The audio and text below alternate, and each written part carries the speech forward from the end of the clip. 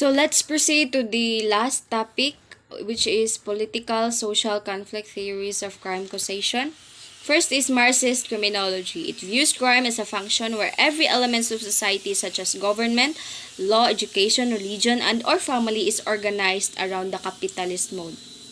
So, kinsa maning mga capitalist mode, mao na sila ang mga bourgeoisie, mga upper class, kung kinsa tong mga gagovern sa society, kinsa tong mas gamhanan, kinsa ang dagan sa gobyerno.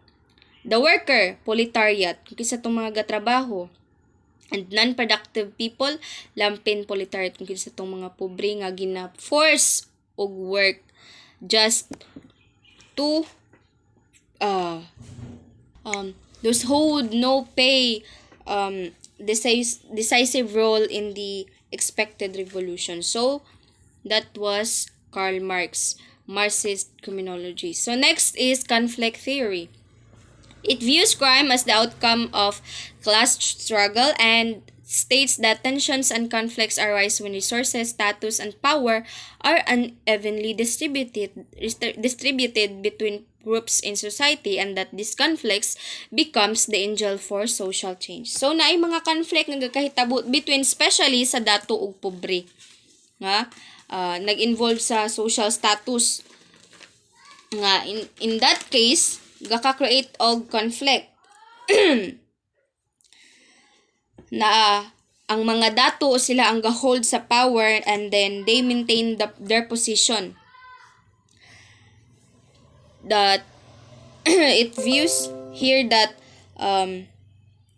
crime is defined by those in power. Power refers to the ability of person and groups to determine and control the behavior of others. So, kinsa tong gaka nay mass authority, nay power to govern or control the behavior of others. Everyone may desire wealth, but it is only the most privileged people. So, kinsa tong mas dako o kwarta, kung sa tong mas kwartahan. Sila to ang mas powerful. Sila to ang mas makakontrol sa behavior, especially sa society. So, that was by William Bonger and Ralph Dunderdorf and George Vold. So, let's move on to the next one, which is the social reality of crime, which criminal definitions or the law represents the interests of those who hold power in society. So, there is a social reality of crime. Ang mga social, mga crime social reality daw, including the application of criminal law, the behavior patterns of those who are defined as criminal, and the construction of an ideology of crime. Sila daw ang nagrepresent nga naay power sa society. Social reality of crime definitions. So, mao na siya by Richard Queenie. Nga also ga-abuse og power kung kinsa tong mas gamhanan. Okay?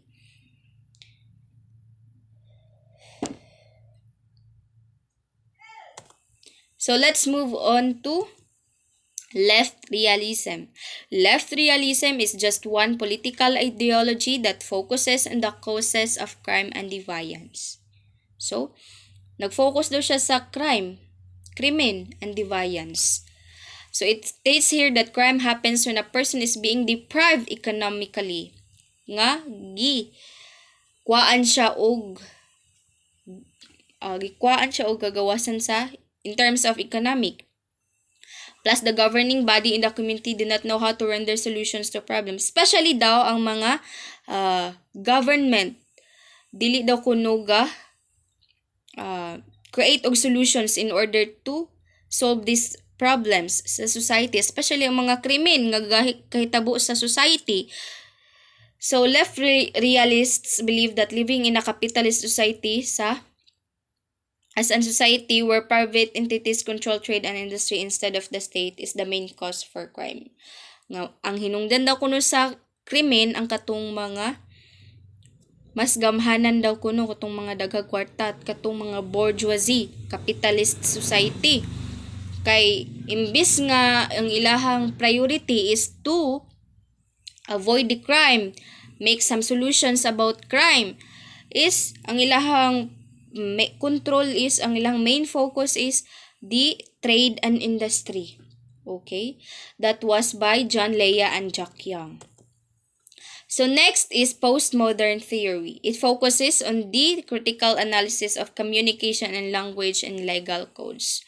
So postmodern, it involves the analysis of communication, how a certain individual communicate with each one another.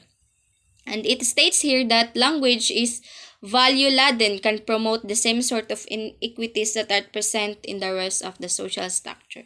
It also asserts that there are different languages and ways of knowing. The dominant language of society is the language of the rich and powerful. So, nag-involve gihapon dari ang mga dato kung kinsa tong mga naay power to control the behavior of society. Okay? Next is constitutive theory. It defines crime as the application of harm to others. People who are defined as committing criminal acts are the same time being unequal or disrespected. So kung kinsa daw kunong ga-commit daw kuno og crime, sila daw gihapon to ang dili respeto, walay equal treatment. They are rendered powerless, wala sila power, they have no right, wala gikwaan sila og kagawas nun to maintain or express their humanity. So wala sila kagawas nan kung unsa ilang buhaton because they are considered as criminals. Hatag sila og harm sa other people. So there are two aspects of crime, which are crime of oppression and crime of reduction. Crime of repression, of course, when members of a group are prevented, so unsaon pag-prevent from achieving their fullest potential because of racism. For example, duha ka sales lady ga-apply in the department store and isa sa ilahang wapa, tsadag manamit, tsadag lawas, like nga na, full package. And then, ang isa lang, the other one is, kuan lang siya kanang, wala siya physical appearance nga dili siya attractive physically but intelligent siya. So but then ang gipili sa manager or sa owner sa department store is still the girl who has the physical appearance nga attractive. And that certain example is crime of repression. Achieving the fullest potential of crime. Okay. So, crime of reduction occurs when the offended party experiences of loss of some quality relative to his or her present standing. For example, a victim of rape may lose her state of being chaste that when she meets a guy whom she adored much, the guy's parents may hinder the relationship because of what had happened to her. So that's the constitutive theory developed by Greg Barak and Stuart Henry. So let's move on to the next one. Conservatism and liberalism theory. Conservatism assumes that the ideal society is one in which authority is unquestioned. Gina-question daw kuno ang authority sa specific ideal society.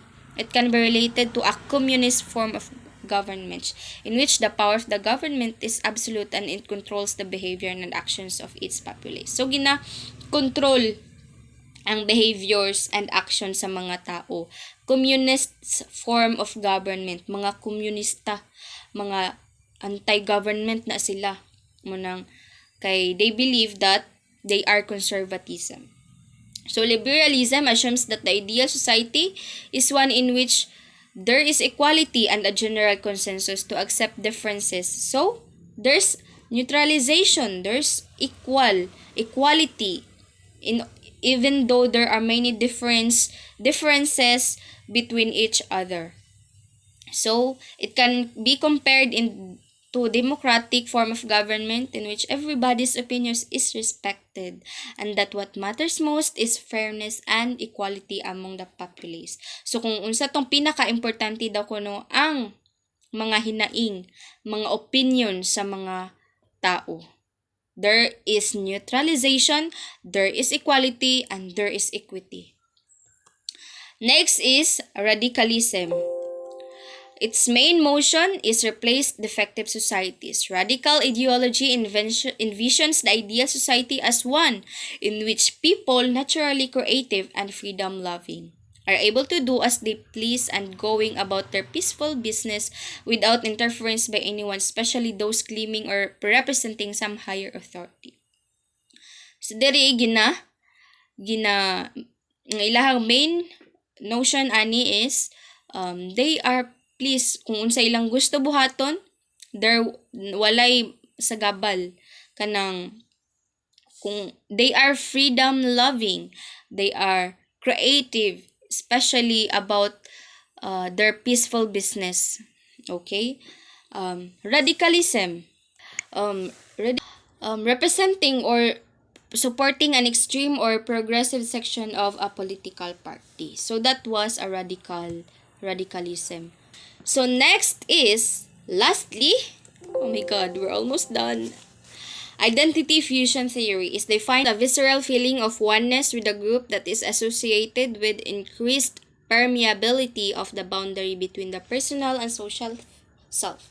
Identity fusion involves the union of personal and social selves. This theory proposes that fused persons come to regard other group members as family and develop strong rational ties to them as well as ties to the collective. Example, if one members of the gang was killed and other members knew who killed their co-member, then there is a big possibility that this gang will join forces. Unite sila together just to get revenge from their members who got killed by other